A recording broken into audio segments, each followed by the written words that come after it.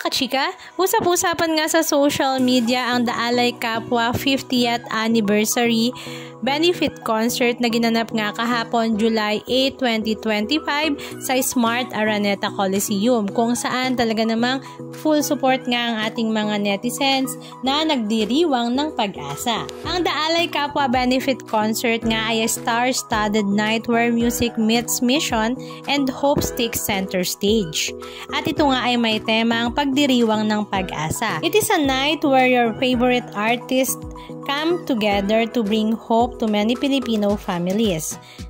At ito nga ay talaga namang star-studded. Naroon nga ang Ben and Ben, ang mga kapamilya artists katulad na nga lang nila Jolina Magdangal, Jody Santa Maria, Darren Espanto, Bel Mariano, AC Bonifacio, Eric Santos, Kai Montinola at Jaren Garcia at talaga namang napakarami pang iba.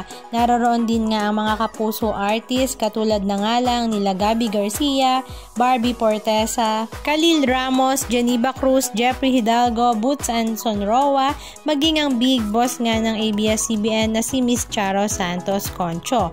Pero ang naging usap-usapan nga talaga sa social media ay ang mga host nga nito na mga host ng PBB Hub. Ito nga ay sila Bianca Gonzalez, Melay Cantiveros at talaga namang naging usap-usapan nga sa social media na sila Robbie Domingo at Gretchen Ho. For the first time nga ay nakitang magkasamang muli ang dating mag-ex-lover na sila Robbie Domingo at Gretchen Ho, kaya naman ang mga netizens ay talaga namang hindi na makapagpigil na kiligin kahit nga si Robbie Domingo ay kasal na nga sa kanyang asawa na si Mikey Pineda. Pero dahil nga nakita nga ng mga netizens na may spark pa rin nga ang Robbie Domingo at Gretchen Ho tandem, na maging ang kanilang co-host na si Melay at si Bianca ay medyo kinikilig-kilig nga rin, pero hindi naman syempre nila pwedeng ipahalata yun dahil respeto na nga lang sa kanyang asawa na si Mikey Pineda. Matatandaan nga last April nang magbukas nga ang bahay ni Kuya ay napagkamalan pa nga nilang si Gretchen Ho, si Gabby Garcia dahil talaga namang magkahiwag nga ang dalawa at ang marami nga nagsabi, nagkabalikan na ba sila? Samantala, ang ilan naman sa mga netizens ay binalikan nga tuloy ang love story ng dalawa at kung bakit nga ba sila naghiwalay. Kaya naman, nakakakilig at the same time ay nakakalungkot ngang balikan ang kanilang love story. Ganun pa man ay very professional naman si Robbie at Gretchen sa pagbabato ng punchline sa isa't isa. Halika, panoorin natin.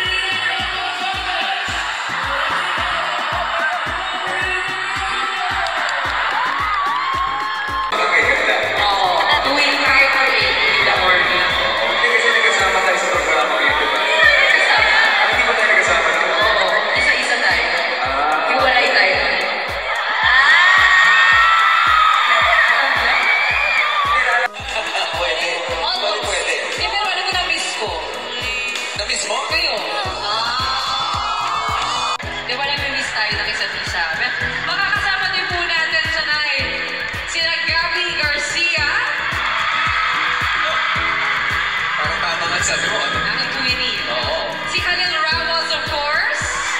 Si the sweetheart. At syempre si Barbie Portesa mula sa Kapuso. Ang programa para sa justice and peace in nature and environment. Tatandaan niyo po, ang puso ng tao ay marunong magmahal, hindi nanloloko. Yung script natin kanina pa namin nalaran, wala na mga quotes. Tulad nung kanina mga hugot quotes. Kaya nga, kasi silang dalawa may quotes, ay wala. Diretso na. Feeling ko, wala kasi tayo nung unang panahon. Kaya, ilalabas natin siya. O, akala ko PBB. Pwede. Pwede. Pero ano ko na-miss ko? Na-miss mo kayo?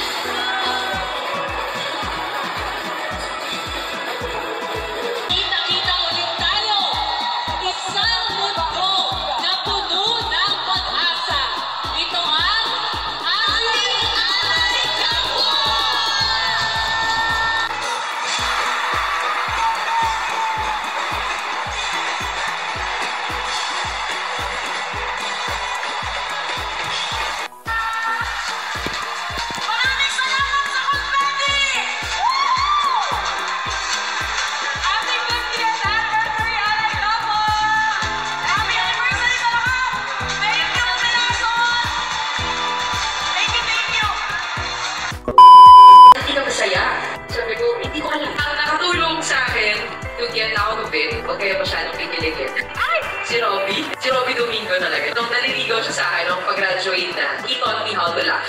Very instrumental in my life. Loko-loko kasi yun So may mag-joke, pwede yung sense of humor niya. Sa kanya ko naramdaman yung sense of confidence and sense of belief that I had somebody there who believed in me. Pag nagkakamali ako, would just laugh at my mistakes and I still felt acceptable. Sabi ko, wait, pwede pala tawanan yung mga mali. And I would look at my teammate, Eliza Valdez. Sabi ko, bakit mo babae ito? Nagkakamali ka naman. Paano siya napalo?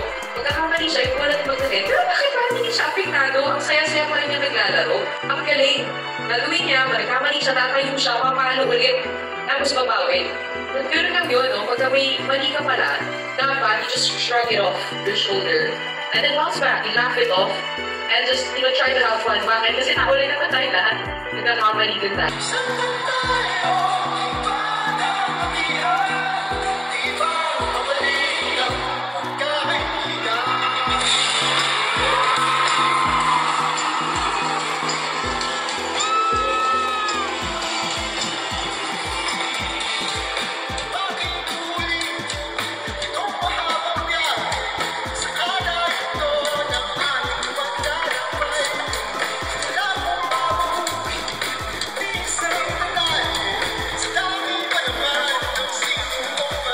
Anong masasabi nyo mga kachika? Just comment down below. And please don't forget to subscribe. Thank you!